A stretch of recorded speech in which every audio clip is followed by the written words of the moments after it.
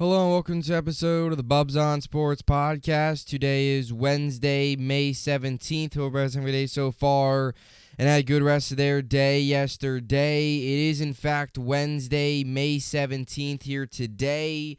We've got a lot to get into. We got another podcast coming your way and a lot more content upcoming as my schedule will start to free up here. Really starting next week, I'll be able to get back to the regular scheduled Monday, Wednesday, Friday podcast, and then about a month from now, once you hit mid to late June, I'll be able to get Monday through Friday episodes. But next week, we'll have episodes packed up just about every day. I should be able to do just about every day next week.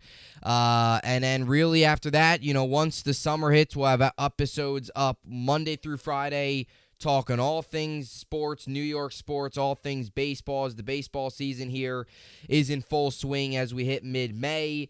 So I apologize for the lack of content on this channel, as I've talked about so many times, and that's why I tell all you to check out my other channels. Bubbs Talking Baseball on Apple Podcasts. I've had plenty of content on there, and I've also had plenty of content on my Jets podcast, In the Trench with Gangrene, as well. You can find that on Apple Podcasts and all the different podcast platforms.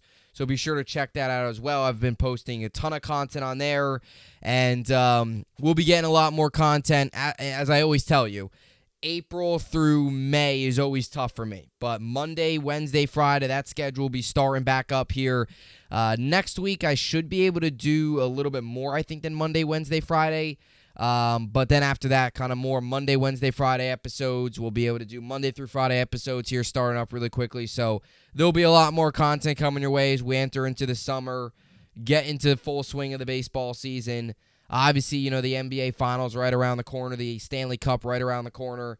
You have training camp starting up late July and August, so a lot of great things happening. It's always a great time of the year. The summer is awesome. It's an awesome time of year. So we got a lot to get into today. We're going to be talking baseball. Obviously, Knicks eliminated, Nets eliminated, Rangers eliminated, Islanders eliminated, Devils eliminated. So all five of the New York, New Jersey, tri-state area teams have been eliminated. Neither of them got to the conference finals. Nets obviously eliminated in the first round, Knicks in the second round, Rangers in the first round, Devils in the second round, Islanders in the first round. So much for the winter sports. With all the excitement going in, there was a lot of disappointment. I don't know if you want to call it disappointment. A lot of disappointment from Rangers fans.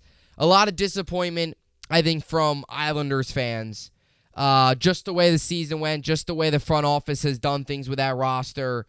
Devils fans, I think, were happy with the way the season went. Knicks fans, I think, were happy with the way the season went. Nets fans, I don't really know how to feel, because you see all, Kevin Durant get eliminated, Kyrie Irving didn't even make the playoffs, all that stuff. But yet, we got swept in the first round. We didn't really expect to go anywhere anyway. But I think we still kind of we knew what to expect, and obviously the Nets have been eliminated now forever. But just saying, we kind of knew what was coming in terms of the result of the postseason, and obviously the Rangers firing Gallant was big news, and we'll see where the Rangers go. But we'll get off to baseball today. That's really what we're going to get into today, talking all things Yankees and Mets here. It's been an interesting start to the baseball season for sure. As I've mentioned on this show on my Bubbs Talking Baseball channel, rough start in April for both the Yankees and the Mets. We now hit May here, and the Yankees are starting to play a lot better baseball, while the Mets are still starting to struggle. But it's been a complete opposite of last year, where last year both teams were shot out of a cannon to start the year. Both teams were atop the AL East for the Yankees. Mets were atop the NL East. Better than the Braves, Yankees better than the Blue Jays, better than the Rays. One of the best records in all of baseball there for a while. For a while there, they were playing at a better level than the Astros. And then both teams started to collapse late in the year, where the Mets get swept by the Braves, lose in the postseason. Yankees get swept by the Astros in the postseason, have the terrible month of August. And then this year, it's like the complete opposite, where April was a brutal month for both the Yankees and the Mets. And so far, May has been kind to the Yankees, But the Mets continue to struggle. And as we sit here Wednesday, May 17th, Yankees get ready for the third game of a 4-game set tonight against the Blue Jays. Garrett Cole versus Chris Bassett. Mets get ready for the second game of a 3-game set against the Tampa Bay Rays after Verlander got rocked last night in his Citi Field debut. Mark Vientos gets called up today. Mets option Guillorme. We'll get to that here in a little bit. But the Yankees currently stand 25-19. They're 7.5 games out in the AL East. They are 7-3 in their last 10 games, and they're currently winning. They're winning. I don't know if that's the right thing to say, but they're getting the job done. Obviously, as we all know, they've taken the first 2 games of the series here against the Blue Jays. They split against the Rays. They're finding ways. The Yankees are in a lot better situation now than they were in April, and they're getting healthier. I know Ian Hamilton just went on the IL, but the lineup's getting healthier. Judge has been back. Bader has been back. Guys like LeMahieu, knock on wood so far, has been able to stay healthy. That's been huge. Rizzo has been great to start the year. Garrett Cole has been one of the best pitchers in baseball. Now, the rest of the rotation, you needed to start to get healthier. Sevy, hopefully there's a good chance he might be back Sunday to face the Reds in the finale of that 3-game set that will start up on Friday at Great American Ballpark in Cincinnati against the Reds team that the Yankees should beat. But the Yankees right now are in the middle of a 7-game stretch or an 8-game stretch in which 4 against Tampa and 4 against Toronto. And that's a huge 8-game stretch for the division. Now, they split against Tampa, and even going back 2 weeks where they had this series down in Tampa, very easily the Rays could have swept the Yankees, and very easily the Yankees could have swept the Rays. I've been pleasantly surprised. 7 games in, the Yankees are 3-4 this year against the Rays. They easily could be 5-2, 6-1. You have the final game on Sunday against Tampa where, you bring in Abreu, Clark Schmidt, the bases loaded, Abreu comes in, 1 pitch, boom, grand slam. And then the Yankees claw back, Volpe with the home run, they still lose 9-8, the grand slam killed them. You go back to a week, 2 weeks ago now. We'll be 3 weeks this Sunday, or we'll be actually 2 weeks this Sunday, really, when Garrett Cole laid a dud against Tampa. And it was just like the Yankees took a 6-0 lead. They couldn't hold on. They lose. Not often does Garrett Cole blow a 6-run lead. You go out there, 6-run lead with Garrett Cole on the mound, it's basically a death sentence for the opposing team. They found a way to come back. Middle game of that series, the Yankees came back and won. Very easily, the Rays could have still won that game. So, the first game, Yankees came back, then they blew it late. Very easily, the Yankees could have won that too. So, you look at all the games, they were tightly contested against Tampa. Now you go up against Toronto, and they've taken the first 2, and to be honest with you, I know last night it was close there for a while, but the Yankees pulled away late. Game 1 was convincing, and then yesterday they scored 3 runs in the 8th and the 9th, where they put up 2 in the 8th, and they add 1 more in the 9th. And Monday, I know the bullpen there got a little finicky, got a little iffy. The Blue Jays put up 4 in the bottom of the 8th, and you're like, oh gosh, here we go, 7-0. Are we really going to blow a 7-0 lead? They put up 4 runs. You're like, all right, they're back in it. But it was still a convincing victory. And in 2 games, the Yankees have outscored the Blue Jays 13-7.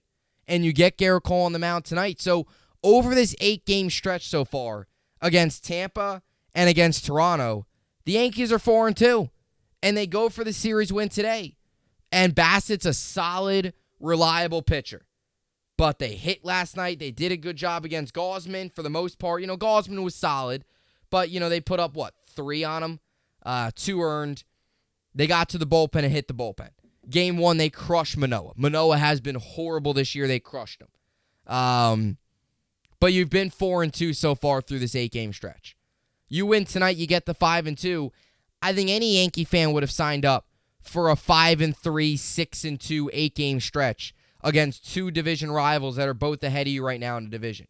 And the Yankees tonight have an opportunity to completely jump Toronto. They're currently ahead of them, 25. They're currently tied 7.5 games. Both are back of Tampa, 25-19. The Blue Jays are 24-18. They've played 1 less game than the Yankees or whatever, 2 less games. I don't know. But either way, yeah, one less game than the Yankees they've played. 2 less games. But the Yankees win tonight, you get an opportunity to jump them here.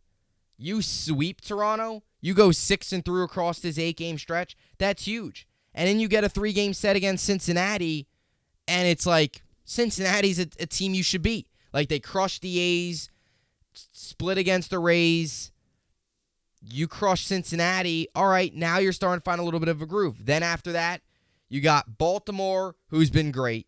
You have San Diego, who struggled but still can catch fire anytime. And then you got Seattle to end the month, who hasn't been necessarily off to the start that many of us expected, specifically Julio Rodriguez.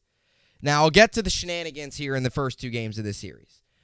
So, Monday night, you get the whole sign-stealing thing with Judge, or the accusations thrown out by the Blue Jays announcers. I feel a certain way about this. Again, I'm not going to sit here and crush the Blue Jays announcers, but I think it is a little, it's a little like, really, like, you know, it's a little, I don't want to say, it's not corny. That's not the right word. That's not anywhere close to the right word, but it is a little, I don't know, it's a little annoying that they had to go up there and say something. Like, not that I wouldn't be annoyed. Like, if they were zooming in on Vlad Guerrero's eyes on the Yes Network and saying, oh, look, he's looking the other way, you know, I know us Yankee fans, it probably would have been a different perspective. But broadcasters' jobs are to, I guess, broadcast the game and I guess, you know, try and get any little news they can, try to get any little, you know, anything they can, you know, and then once that was out there, then once the news got handle of it, all the beat reporters, you know, it was gone. You know, ESPN got a hand on it. You go on ESPN the next morning, it was the top leading story. Aaron Judge looking to his right while he was at bat. Was he stealing signs? He said he was looking at the dugout whether they were, because they were doing a lot of chirping. This was right after Boone got thrown out. Here's my thoughts on it. Again, stealing signs, I've always said that it's a part of the game. Now, when you go above and beyond, like the Astros did, where they were banging on a garbage can, using a device to, you know, using like a device to send a signal to bang on the garbage can. 3 bangs was a slider. 2 bangs was a fastball. Whatever it was. That's going too far. And the pitcher kind of admitted to it. If the pitcher was tipping pitches and the first base coach was giving the Yankees batter some sort of signal as to what was coming, that's not cheating. It's a part of the game. They've been stealing signs for years. A big reason why not only does PitchCon speed up the game, it also eliminates that aspect. A guy at second sometimes will see the catcher's signs, you know, do a hand saying no batter now knows. Now on TV you don't see that, but it happens all the time. It's when you wear buzzers, or it's when you go out and bang on a garbage can when it gets too far. Whether or not Judge was looking over at the first base coach to get something or not, it doesn't really matter. And I'll tell you why. The pitcher threw him 6 sliders in a row. No matter if Aaron Judge knew the pitch was coming, throwing an 80-mile-an-hour slider at Judge's belt is not going to end well. It's not. Throwing that pitch right over the heart of the plate is not going to end well with Aaron Judge. Hanging an off-speed pitch over the heart of the plate, it's going to get crushed.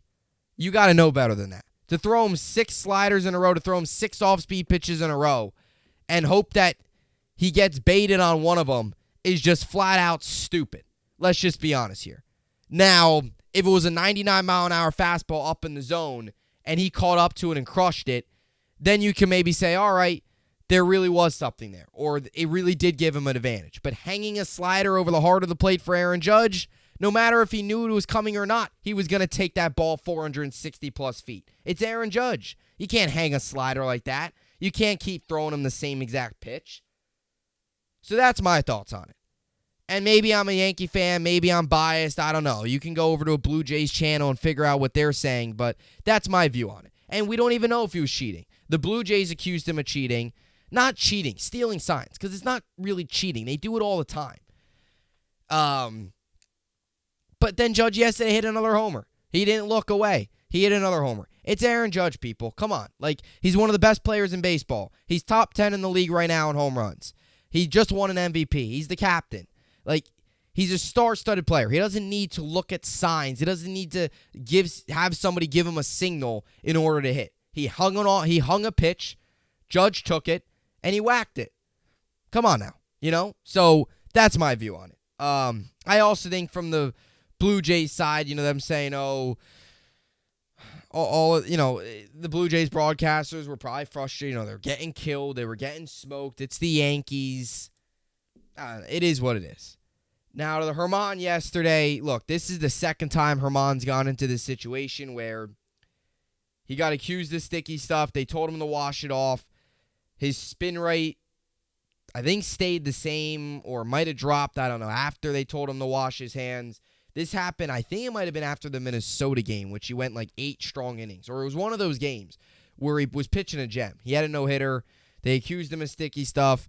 He said he'd wash his hands. He did. It was all right. Yesterday, the umpire, James Hoy, said that it was the stickiest hand he's ever felt. This is becoming a big problem in the MLB. It really is. Like, they've got to figure something out. They have to. Whether or not they do a tacky ball, whether or not they have a legal substance that all pitchers can use. Not spider tack, not pine tar, but some sort of sticky substance that pitchers are maybe able to use that is legal and okay. Not something that's going to give them an incredible advantage, but also not something that is where the ball's slipping out of their hand or where they're not happy enough with. And we've heard too, like, again, it's a bad look for Herman. At the end of the day, the rule is right now, and I'm not defending Herman, but the rule is right now you can't use sticky stuff. If Herman was using that, he deserves to get the 10-game suspension. It's stupid. It's dumb. You got to be smarter than that. That's just the bottom line. Whatever he was wiping on his pants, I don't know. The bottom line, he got ejected. You can't do that. But what I'm saying is they've got to get something figured out. They've got to get something figured out where pitchers either can use, it's a universal substance that they're allowed to use, or some sort of rosin, whatever it is. Like, they've got to, figure something out, because this just it just can't keep happening. And I think in Double-A, they've tried to use this tacky baseball, and supposedly it hasn't been good. Now, I know Japan uses like a special baseball that's more tackier than the MLB's. I don't know. It's interesting. I've always said this. I'm not fully against guys using a legalized foreign substance. I'm not. I'm not telling you to go out there and stick your hand in spider tack where you can't even get the ball off your hand. But I also don't know if it's completely fair to just say, hey, here's a baseball, go and throw it, find a grip, when batters are allowed to use gloves, they're allowed to use pine tar, they're allowed to use grip tape. I know it's all different. I understand it, but still, it's all somewhat the same thing. So I don't know. It'll be interesting to see what they do. Now, you have heard a lot of pitchers say that, they haven't been able to throw up and in much on batters because they're afraid it's going to slip, And there's been a lot of pitchers that have said they've had, balls that they've thrown this year where, like, they've had no clue where it was going to go. Coming out of their hand, they had no clue where it was going to end up. So, we'll see. Sweat and rosin seems to be the most common, not excuse, but seems the most common sticky tactic, where it's like, oh, sweat and rosin, sweat and rosin, sweat and rosin. That seems to be the most stickiest thing that pitchers have been able to come up with. And if that's the reason these guys are getting ejected, then they've really got to get figured out, because rosin's legal and sweat's natural. So they got to figure something out. But because this just keeps happening, and there's not going to be any real end. It doesn't really seem like there's any end in sight. So it'll be interesting. But Yankees today, third game of 4-game set against Toronto. Chris Bassett versus Garrett Cole. Cole got, had a rough one rough outing against Tampa. Came back against Tampa, didn't have his best stuff, but still gave the Yankees a strong outing. He'll go today. You feel good with him on the mound. You win today, you win the series. You go for the series sweep tomorrow. where you hope Nestor can turn it around against Jose Barrios, who has had a nice bounce-back season, a really rough year last year, got an ERA, in the high fours right now. Not nothing special, but a solid arm. Nestor looks to try and get something figured out. With Nestor, it seems to be the one big inning where he starts out well and then he gets to the 5th, 6th, and he lets up a long home run. Happened against Tampa. Was pitching well, boom, grand slam, 5 runs. Just like that, We saw 2 against Texas. He was throwing like a one-run ball, goes out there, 7-run inning. So it seems to be the one bad inning with Nestor so far this year. If he can eliminate that one bad inning, you look at an ERA right now, it's probably a whole lot lower than mid-5s, which is where he's at. So Yankees, Blue Jays, exciting times. Baseball season's here. It's in full swing. I've been pleasantly surprised with what I've seen from the Yankees. I really have, in terms of recently. I know there's obviously been, to start the year was ugly, but they're clearly getting into somewhat of a groove. They're 25-19. They're 7.5 games out. I get all that. I get they're still a ways out, but it is May. They've still got time. They're only getting healthier. These Yankee teams starting to find a little bit of a rhythm. They're in a whole lot better situation than the team on the other side of the town, which is still searching for answers. The one thing I'll say about the Yankees is, and again, I went in on them, and I've crushed them so far this year. I have. On my Bubbs Talking Baseball podcast, I have. Rightfully so. I react to what I see. Right now, I'm liking what I see. The one thing with the Yankees is they're getting healthier and they're starting to play better. That's good because they're getting healthier. Now, if they were getting healthier and still not playing well, you kind of just say, man, this is bad. This is flat out pathetic. So the Yankees are starting to find answers. They've still got a lot more work to do. They've still got to figure out this whole Aaron Hicks situation. What's his future, right? The rotation still got to get healthier. Nestor's got to be better. Sevy, you hope, can come back and give him a big boost. Clark's been terrible. Herman now he's already gotten thrown out. He almost got thrown out twice now for sticky stuff. What's the deal with Herman? Figure it out. He's been solid. He's been good, but, he got ejected yesterday. So Yankees still need to figure out the rotation. You got to hope Rodon, it's May and it stinks, but Rodon probably won't be back until at least July. This rotation's still got to be a little bit better, and the bullpen's been hurt. The bullpen's, at times still a little, it's still not fully trustworthy. Ian Hamilton going on the IL doesn't help. He's been a really solid arm for us. Has struggled the last 2 times out, but, a guy that's been really good for us. A guy that not many people thought going into this season would be a big-time arm. He's been very good. So, we'll see. But then you go to the Mets. You go to the Mets side of things, and they're still searching for answers. The Yankees at least seem to they're finding something. They're finding something. They're finding a groove. Mets, it's flat out pathetic. They're 20-23. They have a run differential right now of minus 19. A run differential of minus 19. That is horrific on so many levels. For a team of that high of a payroll, for a team of that high of expectations going into this season, to have a run differential of a negative 19 is just flat out embarrassing. They are 6.5 back in the AL East. They aren't anywhere close to the Atlanta Braves. They are closer to last than they are to first. And I mean that in terms of their record, the way they're playing. And the bad part about the Mets is they've had one of the easiest schedules to start the year. And they haven't been able to capitalize. They're 20-23. They're losing to teams like the Nationals, who are improved, who are better, but still, with the payroll the Mets have, they should be a lot better than the Nationals. They're losing to teams like the Rockies. They're losing to teams like the Reds, losing to teams like the Tigers, who I know are playing around 500 baseball, but again, it's the Mets. You got to be better than that. Losing to, a Giants team that, really, hasn't been great this year. I mean, losing to the Reds, you have a stretch of games against the Tigers, Rockies, Reds, and Nationals, and you still come out of that stretch under 500. That's embarrassing on so many levels. With guys like Lindor, guys like Alonso, Nimmo, Marte, Scherzer, Verlander, all of those pieces on your team, to lose to those teams the way the Mets have is beyond pathetic.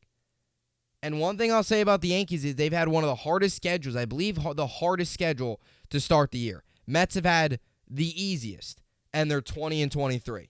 And now they're entering a stretch here where, now not so much immediately because they do have some games coming up that are winnable, but you look at the schedule for the Mets here coming up here within the next couple weeks, specifically the June schedule, it gets ugly. It gets tough.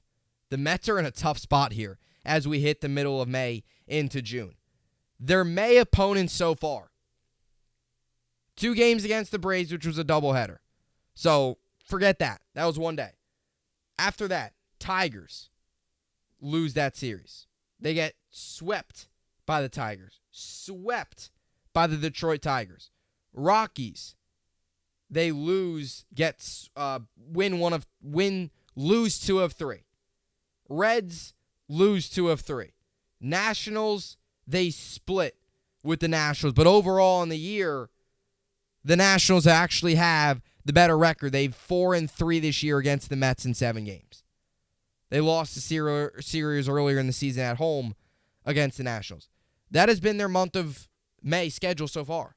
And then you get the Rays, and they got beat up last night by the Rays, 8-5, where Verlander was atrocious. They scored 4 of their 5 runs in the final 3 innings. They didn't start to hit until late in the game. Verlander allowed 6 runs through 5 innings. 2 homers, was horrific and was bad, was really bad. Through 5 innings, to allow 6 runs like that was horrible. And Tampa ran all over him. And again, Scherzer, I know he had the good outing the other day, but he hasn't looked like his normal self, really. He hasn't had that dominant Max Scherzer 8-inning 10K performance where the Mets are giving him the money that he's getting to do that. He hasn't done that. Marte hasn't been good. Lindor hasn't been good. Alonso has completely shut down. Nimmo and Brett Beatty, who has now cooled off as well, are really the only 2 guys in the lineup doing anything. As a matter of fact, Nimmo's been the only guy. He leads the team in on base, hits, batting average. Alonso leads the team in home runs and RBIs. And up until last night, the last time he hit a home run, you have to go back a good week. After starting off after such a big-time start, has really slowed down. Really slowed down. The Mets as a team have slowed down. Up until last night, I think they went what was this? It was 5 days or something without a homer, since May 10th or something. It was a certain amount of innings since they've hit a homer. Or a team built on power that has a lot of power to not hit home runs, to not hit for power like that, is just beyond pathetic. And now they're in the middle of the series with the Rays right now, where they were completely outnumbered last night. They get the Guardians coming up, who's winnable. They're beatable. Cubs are beatable. Rockies are beatable. But they weren't able to beat the Rockies. And the Guardians, who says the Mets are going to be able to beat the Guardians or the Cubs? Then you hit into the month of April, or month of June, where you have a stretch of games against the Phillies, the Blue Jays, the Braves, and a young, exciting, kind of interesting lineup Pirates team. And then the Yankees, who are playing a lot better. Cardinals, who have not been good, but they're playing better. They've been better. Then the Astros, the Phillies, Brewers. That's what June looks like for the Mets. That's brutal. Especially that 9-game stretch with the Phillies, Blue Jays, and then the Braves. And the Braves are on the road. One of the best teams in all baseball, Mets going to Atlanta. That does not look good right now. The Mets had their chance. 20-23. This is the complete opposite of the Mets season. Usually they start out so good and then they blow it down the stretch. Now they're awful. Now is it reverse and now they're going to dominate down the stretch? I don't know. But they're 20-23. They're 3 games under 500. Again, they're 43 games in. They've got a ton of baseball left to be played. We just hit the quarter mark of the season. I'm not going to sit here and say the Mets have no shot at making the playoffs. But if this continues, you hit June and you're still 4 or 5 games. If you hit 4 or 5 games under 500 and you're losing the teams, still like the Rockies, you get the Nationals again and you lose to them. You lose to the Rockies again at the end of this month. That's just beyond pathetic. I mean, again, we're looking at teams right now and saying the Cubs and the Guardians have a chance. Against this Mets team, the way they pay, the way they've spent on this team, you should dominate teams like the Rockies and the Cubs and the Guardians and the Reds. Those teams should not even be near the Mets level. They're better than the Mets right now. If the season would to end today, the New York Mets would not be a playoff team. 1.5 games out right now of the National League, and they're lucky they're in the National League, which has actually surprisingly been the weak link this year. The American League's usually the weak link. This year it's been the National League. The 21-21 Marlins right now have the last wild card spot. The last wild card spot in the AL, 25-19 the Yankees. A team 6 games up on 500. The Mets, if they were in the American League right now, would probably be around 3.5 games out of a wild card spot, 4 games out, opposed to 1.5 games out where they're knocking on the Marlins' door. And the Mets, too, have to watch out. They've also had an opportunity earlier in the season. Phillies have gone off to a slow start. Padres have gotten off to a slow start. They've had an opportunity as a National League team to gain some ground, gain some protection in the standings against those teams, especially against a division rival like the Phillies, and they haven't been able to. And it was given to them with the schedule that they've had to start the year, and they haven't taken advantage. And they're searching for answers. Mark Vientos is back up. They called him up today. Option, Guillorme. Beatty's been up. Alvarez has been up.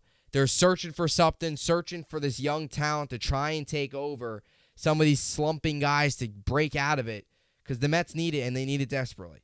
I know we can sit here right now and say, oh, it's only May, but before you know it, you hit mid-June. If you're still 4 or 5 games under heading into July, you get close to the deadline, you really don't know what to do. It can get ugly for the Mets. And I know that's still a ways out from the deadline, but time's ticking. We're already a month and a half in.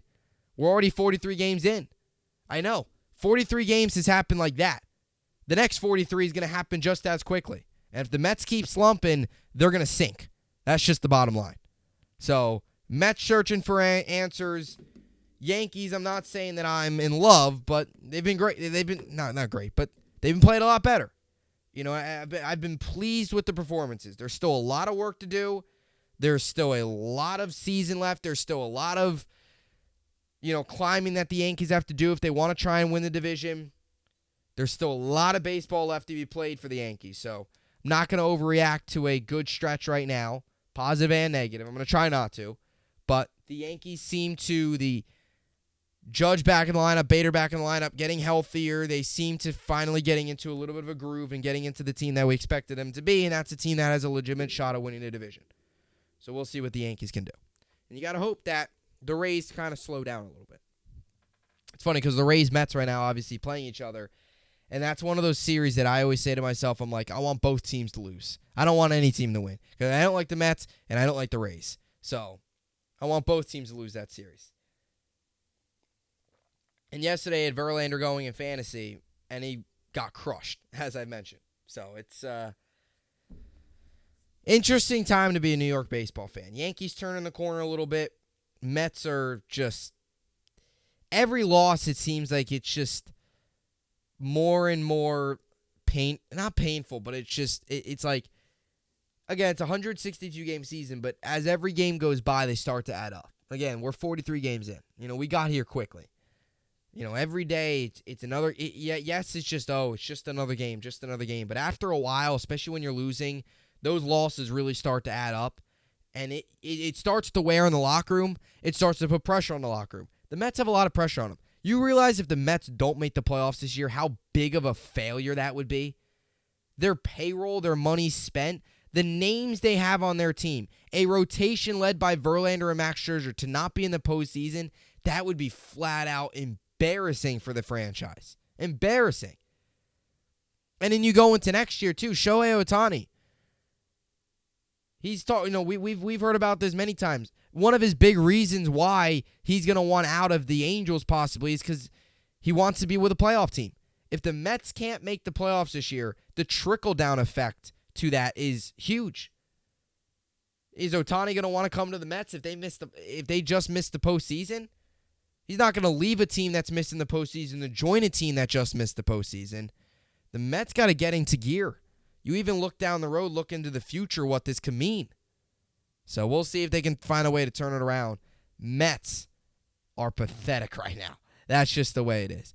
So a lot covered here on the episode. On this episode, obviously, as I mentioned, we'll have a lot more content coming out. Schedule will really start to open up. So I'll have a lot more videos, a lot more shows coming out to you guys. Definitely plan on doing more live streams and all that good stuff. So stay tuned.